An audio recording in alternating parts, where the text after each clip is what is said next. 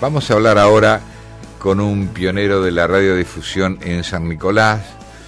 46 años atrás estaba en el aire la primera emisora de San Nicolás, pero muchos años antes ya había un movimiento radiofónico que dio lugar a la creación de la primera emisora en circuito cerrado del país. Está con nosotros y es un gusto que nos haya acompañado Manuel Eduardo Marchiano. ¿Cómo le va, Manuel? Buen día. Buenos días, el placer también es de poder charlar con ustedes después de tanto tiempo, es mío también. Me alegro mucho, acepto mucho esta invitación para poder rememorar viejos tiempos, ¿no? Que ya son 50 años más casi. Claro, porque 46 serían de la puesta en el aire del 69, pero antes, ¿en qué año empezaron, Manuel? En el 63 empezamos con el circuito cerrado. Circuito cerrado. Explíquele a la gente que era el circuito cerrado, muchos no saben. Bueno, es como hoy en día la televisión por cable. En ese momento era directamente, digamos, el poder llegar a los hogares de San Nicolás a través de cables tendidos sobre sobre las casas, ¿no? Como una, digamos... Sí, distribuían directamente por cable, es decir, y a cada casa que colocaban para que pudieran escuchar. Se colocaba, nosotros le decíamos receptor, en realidad era un pequeño parlante con un reóstato para regular el volumen y un transformadorcito para adaptar, digamos, la impedancia de las líneas a la impedancia del parlante. Es una cosa que relativamente precaria, decimos, ¿no? Pero bueno. Pero era efectiva. Sí, seguro. Teníamos líneas en más de 100 manzanas de la ciudad. Así que es decir, todas las manzanas dentro de los bulevares y el río estaban cubiertas por el sistema. Y todavía quedan algunas líneas de esa época. Claro, porque cuando salimos al aire en el 69, yo no quise, digamos, porque era un trabajo que no se justificaba levantar todas esas cosas. Era más la molestia que íbamos a causar a los vecinos andando por arriba de los techos que los beneficios que iba a tener sacar esas cosas. Así que quedaron ahí arrumbadas. ¿Y con qué potencia salían desde la radio para poder amplificar con un buen nivel toda la línea? Bueno, la potencia eran 600 vatios, que era muchísimo para esa época. Y fue hecho, digamos, gracias a un amplificador que diseñó Daniel Garro, que inclusive fabricado por él, ¿no? Así que, bueno. Ese grupo inicial, usted lo acaba de mencionar, Daniel Garro, ya desaparecido, Julio Martí, ya desaparecido,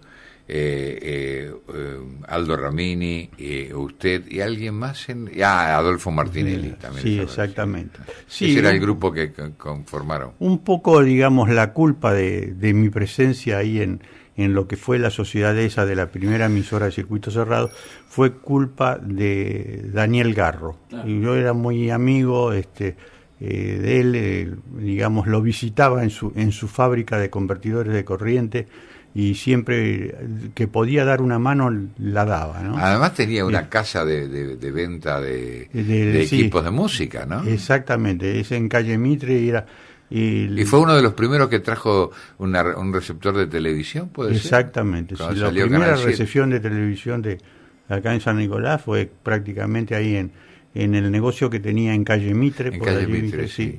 De Daniel Garro. Que llevó, yo recuerdo que llevó a la Emilia el primer un receptor y habían puesto en lo alto del cine una torre no sé de cuántos metros todavía para poder captar cuando las condiciones se daban la señal del único canal que había, que era Canal 7. Canal 7, claro. Sí. Antenas de muy alta ganancia y cuando había condiciones de propagación se veía todo con muy poca definición y poca intensidad de señales, digamos, con el clásico nevado así de... Claro.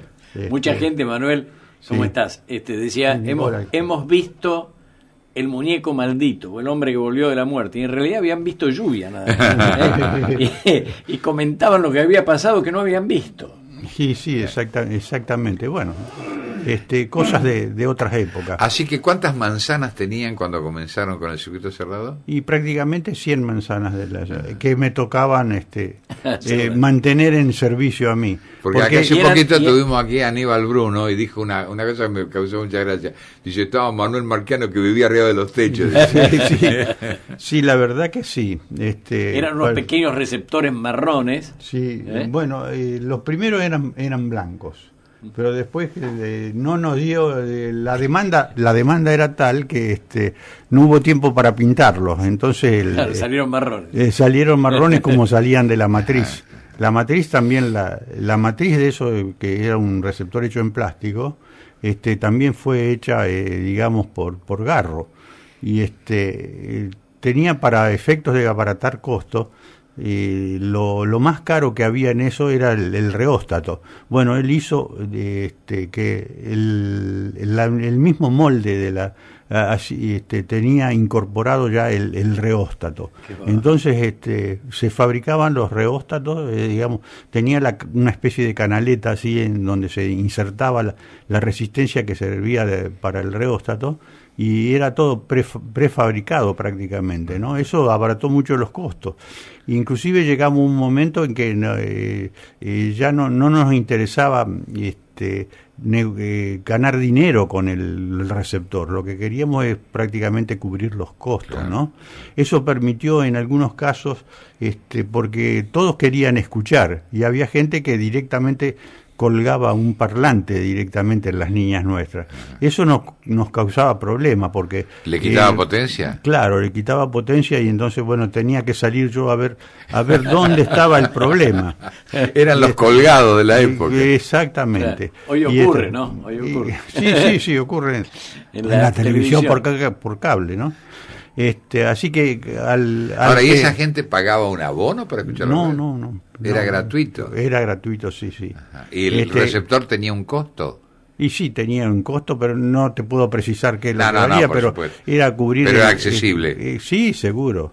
Inclusive para la gente esa que se colgaba, nosotros le decíamos, mirá, nosotros lo que queremos es tener audiencia, así que no hay ningún problema. Lo que pasa es que de esa manera nos causás un perjuicio, porque se silencian todos los otros, ¿no? Porque le chupaba, digamos, toda la potencia. Porque no estaba de acuerdo con la tecnología. Entonces le regalábamos en principio el transformador, que era lo que permitía que él pudiera escuchar sin causarnos problemas en la línea. Así que en eso anduvo. Pero... Ahora, ¿por qué decidieron ustedes instalar una emisora de circuito cerrado? El por qué yo no lo conozco. Usted me lo citaba hace un ratito, pero quiero que lo compartamos con la audiencia. Y bueno, porque en ese tiempo los gobiernos que tuvimos, así que fueron esporádicos, porque habían conatos revolucionarios y todas esas cosas así, decían que iban a permitir, digamos, instalar una emisora de radio al aire, digamos. Y resulta que una vez que eran gobierno, demoraban la cosa, querían seguir usufructuando, digamos, todo el sistema. Todo. Claro, exactamente. Es decir, no llamaban a licitación estando disponibles las emisoras, ¿no? No, hacían un plan de radiodifusión, hacían todo por la galería, ¿no? Todo... llamaban, había que presentarse, todo elaboración de carpeta y qué sé yo, y después lo dejaban sin efecto. ¿Y qué fue lo que les hizo creer que en el 69 finalmente iban a cumplir? ¿Hubo algo muy especial? Porque si había habido tantos actos fallidos. No, directamente no. Se intervino, digamos, como llamados anteriores, pero la expectativa no era muy a ciencia cierta qué es lo que va a pasar. Vamos, digamos, para no quedar fuera de foco nos anotamos. Pero te diría que a raíz de que cuando se llamó a licitación para esa ocasión, se llamó a licitación también en emisoras de Rosario. Eso hizo que para San Nicolás los únicos interesados éramos nosotros, ¿no? Entonces eso corríamos con el caballo del comisario, claro, digamos. Para la radio Sí, éramos solos nosotros. Y la radio de Venado Tuerto también fue en esa época. Sí, sí. ¿Pergamino también? Exactamente. Pero un poquito posterior. Y Zárate también, por ahí creo que era. Claro, sí, del mismo llamado. Del mismo llamado. Sí. Bueno, ahí empezamos con... Y salen al aire hace 46 años con un transmisor de qué potencia. De 1 kilovatio, sí. Que era lo autorizado. No, era mayor de lo autorizado. Mayor.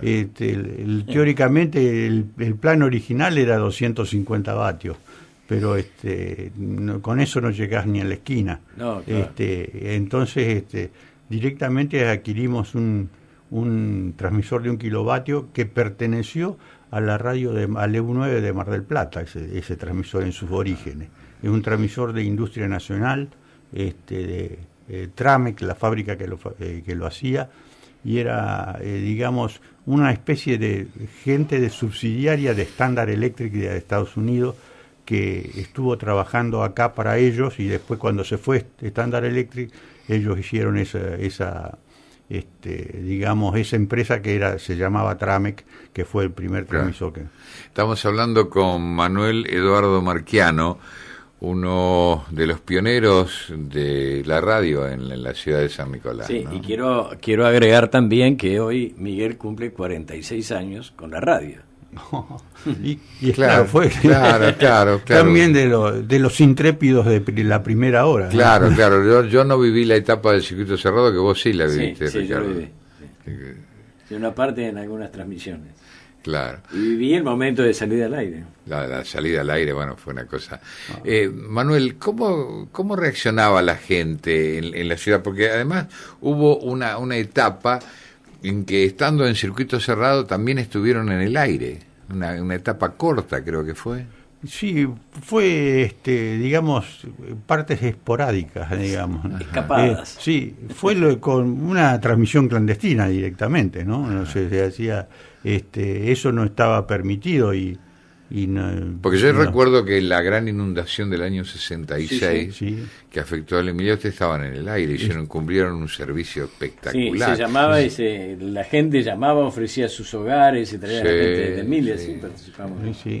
Sí, me acuerdo de haber instalado, teníamos un móvil hecho en una combi Volkswagen, muy llamativo y qué sé yo, y queríamos ir a la Emilia, pero estaba todo inundado. Entonces se cargó el móvil arriba de un camión de la empresa de Reano. Y fueron, el móvil le hicimos las transmisiones desde la Emilia inundada, a bordo de nuestro móvil. ¿Con qué equipo enlazaban para la época? ¿Con qué equipo para llegar a la...? Aunque te parezca mentira, era un equipo de VHF, que era, digamos, en ese momento lo único que tenían VHF era la prefectura, la policía y algún otro organismo de seguridad. Era todo un avance en comunicaciones, ¿no? En ese momento sí, eran todos equipos valvulares. Una conexión como de 20 y pico de válvulas para un transmisorcito que ahora se hace con un circuito integrado, ¿no? ¿Y esto, Manuel, qué alcance tenía un VHF de eso? No, el alcance, y eso es lo mismo. Lo que pasa que eran equipos relativamente más complejos, ¿no? Con hacer valvulares y demás. Después, claro, se hacen los circuitos integrados ahora ya todos específicos para determinada función, entonces es muchísimo menor el costo y todo. Y con otra frecuencia, ¿no? No, las frecuencias siguieron las mismas, sí, esas son prácticamente inamovibles, digamos. Ahora, en ese momento eran transmisiones que no eran interferidas por nadie, porque no estaba difundido esto. No. El costo de los equipos era relativamente alto, ¿no? Y entonces no tenían acceso, digamos, particulares al tema. Y bueno, después digamos el avance de la tecnología y el abaratamiento del costo de los equipos hizo que se fuera un caos, digamos, actualmente. Inclusive hay equipos, qué sé yo, por 300, 400 pesos estaban comprando equipos sintetizados ahora chinos y qué sé yo, que abarcan todas las frecuencias y bueno, son descartables, ¿no? Claro. Manuel, cuando se deciden presentar a la licitación que convocaba el gobierno en 1969, ¿tenían mucho por hacer para poder estar en condiciones de salir al aire, o ya ese circuito cerrado le había dado ciertas características de instalación como para decir, largamos tal día, ponemos el transmisor en marcha y salimos? Y sí, nosotros ya, al hacerse la licitación y ser los únicos oferentes, considerábamos que éramos, digamos, número puesto, ¿no? Claro, ganadores, que sí. No, era muy difícil que dejaran sin efecto, pero bueno, eso nos permitió hacer las gestiones para adquirir el transmisor y hacer las gestiones para, digamos, ver dónde lo poníamos. Eso le tenemos que... Ahora hay problemas ahí entre la municipalidad y el predio que ocupa la planta transmisora, ¿no? Porque eso se debió, nos llamó el intendente que estaba en ese momento, que era el teniente coronel Domenech. Dije, cuando se enteró de la licitación y que éramos los únicos oferentes, yo tengo algo para ustedes. Dice, les puedo dar en comodato el uso de un terreno más allá de lo que era el matadero municipal. Si a ustedes les interesa y les es útil, les puedo facilitar para que instalen ahí la planta transmisora. Y bueno, eso se hizo en el año 69 y hasta nuestros días todavía se está usando. ¿Y las condiciones del comodato cómo era, Manuel? Y que lo podíamos usar para instalar la emisora de radio, ¿cierto? Y siempre y cuando no cambiara de dueños la estación. Así que bueno, eso estaba esa cláusula de por medio. Ricardo. Sí, yo recuerdo ahora cuando hablaba de las valvulares y demás, de los sacrificios que eran transmitir en exteriores, transmitir las carreras de autos, que muchas veces se compartieron, transmitir los partidos de básquet y demás. Y me acuerdo que íbamos dejando equipos, ¿no? En camino. Bueno, interlazábamos. No sé, es posible, sí, yo no te puedo precisar. En transmisiones de automovilismo sí teníamos que desparramar muchos equipos, claro, porque se hacía...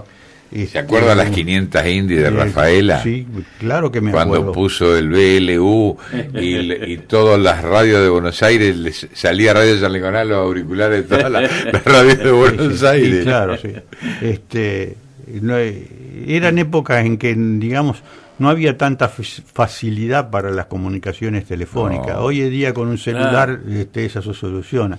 Pero en ese momento no... Además era carísimo. Sí. Tomar una línea exacto, no solo caro, había que pagarla por adelantado, y qué sé yo, y muchas veces vos llegabas ahí al lugar y los tipos de la empresa de teléfono no estaban, ¿no? Y sí, me acuerdo. Sí. Era todo un drama. Y empezábamos a querer hablar con Cuyo, me acuerdo. Explíquele a la gente que era un BLU. Un BLU es, digamos, es la abreviatura de la BLU, de la banda lateral única. Es un sistema de modulación de una portadora. ¿Es lo que se llamaba onda corta, es? Bueno, sí, eso es onda corta. Pero digamos, el modo de modular la radiofrecuencia puede ser por amplitud, por frecuencia modulada, o banda lateral. Usando una sola banda lateral se obtenía, digamos, más alcance. La onda era más penetrante, digamos, entonces y menos susceptible a ser interferida. Entonces eso hizo que, bueno, con banda lateral hicimos transmisiones desde La Paz, desde qué sé yo, una carrera de autos desde Zapala en Neuquén o una cosa así por el estilo, de todos lados, inclusive de Asunción ahí en Paraguay. En Paraguay, sí. Así que, bueno, siempre utilizando el sistema de banda lateral, de BLU. BLU, claro, sí. Banda lateral única. Un poco... Les pasó muchas veces, yo me acuerdo haber recogido comentarios, que terminaban de transmitir y llamaban por teléfono para ver si habían llegado, si habían salido al aire, ¿no? No había retorno directo. Sí, no había retorno, no había por nada. Por el BL1 se podía tener retorno. Sí, se podía, sí. Pero eso ya era más moderno. Yo casi te diría que empezamos haciéndolo con AM. Y una vez nos pasó algo relativamente gracioso, porque fuimos a transmitir a San Juan.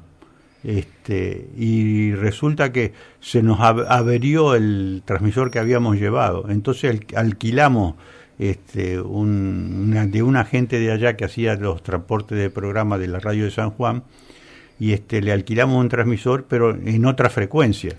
Entonces avisamos por teléfono acá que tenían que recibir en otra frecuencia, y cuando le dijeron a don Lauro del Monte, pobre, que tenía que recibir en otra frecuencia, no, dice, si ellos no tienen esa frecuencia.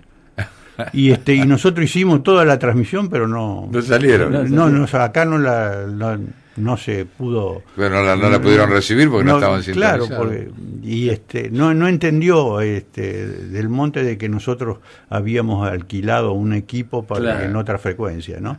Pero bueno, así que salieron para ustedes mismos, se escuchaban entre ustedes mismos a través del auricular. Y no había forma, vos sabés que había, por ejemplo, con San Juan, creo que había, no sé si 4 o 5 líneas disponibles nada más para las no para las transmisiones, disponibles para el uso de telefonía entre Capital Federal y sí, ya sé que el tema telefónico era tremendo. A pesar de ese tiempo, todo lo que se transmitía era impresionante, se iba a todos lados, carreras de auto, transmisiones deportivas, de fútbol profesional, de básquet, sí. Era impresionante, estábamos en las temporadas internacionales en el autódromo de la ciudad de Buenos Aires, ¿no? Sí, el automovilismo, sí, en Rafaela, se hizo. Y recordamos al Toto Torresi, sí, que era quien conducía el equipo, ¿no? Exactamente, sí. Además, a usted le tocó hacer, un día estuvo acá Rudy Jiménez, que cuando se hacía automovilismo hacía el avión con usted. Sí, ahí a bordo, ahí en las transmisiones esa era el piloto, el técnico y me tocó algunas veces también ser el relator, sí, claro que sí. Pero ahora, para poder transmitir desde el avión, ¿qué equipo ponían arriba? ¿Un BLU? Un VHF generalmente. VHF. Sí. Porque pero la altura lo hacían bien en VHF. Lo que pasa que en el avión vos tenés la antena a 300 o 400 metros de altura, entonces el alcance es mucho mayor. Pero esa emisión desde el avión, ¿dónde la recibían? ¿Acá en el estudio centrales o la recibían los que estaban abajo en la transmisión? Generalmente eran estudios, porque eran transmisiones de arrecifes, de pergaminos, relativamente pequeña distancia. Claro, porque antes las carreras de turismo de carretera, eran realmente de turismo de carretera. Sí, eran carreteras que se unían y se hacía un circuito, ¿no? Sí, claro. Hasta me tocó también, entre una de mis actividades, también intervenir ahí en competencia deportiva. Claro, pero ya como piloto. Como piloto. Sí. En categoría turismo de carretera. Turismo de carretera, sí. Alcancé a correr 4 carreras. Después corríamos una carrera cada uno con Carlos del Forno, y Carlos del Forno se dio un piñón, es decir, tuvo un accidente en el circuito de los Cóndoros, que el auto no sirvió más y me dejó de a pie, digamos. Ahí se interrumpió la carrera deportiva de automovilismo. ¿Para eso ya había dejado la actividad de piloto aéreo comercial? Y te diría que sí. Duró muy poco mi actividad como piloto es decir, no me gusta contar esto, pero lo debo contar porque uno parece que se hace yo tuve la suerte, digamos, de tener el primer promedio del curso de piloto comercial. Eso hizo que digamos, en un acto solemne me entregara una medalla el ministro de Aeronáutica, ¿no? Y eso me sirvió para que yo entrara en una compañía de aviación que hacíamos servicio irregular de cargas a Estados Unidos, vía Pacífico. Sí. Entonces ahí estuve un tiempo, después en un accidente falleció mi hermano y yo me vine a atender acá algunos negocios de la familia que teníamos en ese momento. Entonces eso interrumpió brevemente mi actividad como piloto comercial. Seguí volando como instructor acá en el aeroclub de acá de San Nicolás. Deben haber pasado muchos pilotos nicoleños, deben haber hecho el curso con usted, ¿no? Sí, exactamente. Estuve 12 años como instructor de vuelo acá en San Nicolás. Y estuve también 10 años de presidente del aeroclub. Llegó un momento que era el mecánico, digamos, el instructor. Tiraba el centro y iba a cabecear. Sí, el instructor de vuelo, el administrador del aeródromo, qué sé yo, no sé. Manuel, ¿y la actividad náutica que comparte acá con el amigo Ricardo? Comparte porque están en el Estamos mismo club. en mismo el deporte. Sí, sí. Hacemos la náutica allí por sport, ¿no? Sí, es una digamos, de las actividades compartidas ahí entre la aviación y la náutica, ¿no? Eso me permitió hacer muchas regatas muy interesantes, ¿no? Claro. Generalmente uno se anotaba en las regatas entre Rosario y Buenos Aires, Claro. que era ya de varias horas de navegación, ¿no? Pero sacrificadas que fueran, ¿no? Y sí, nos tocaron algunas difíciles, pero duras. bueno, sí.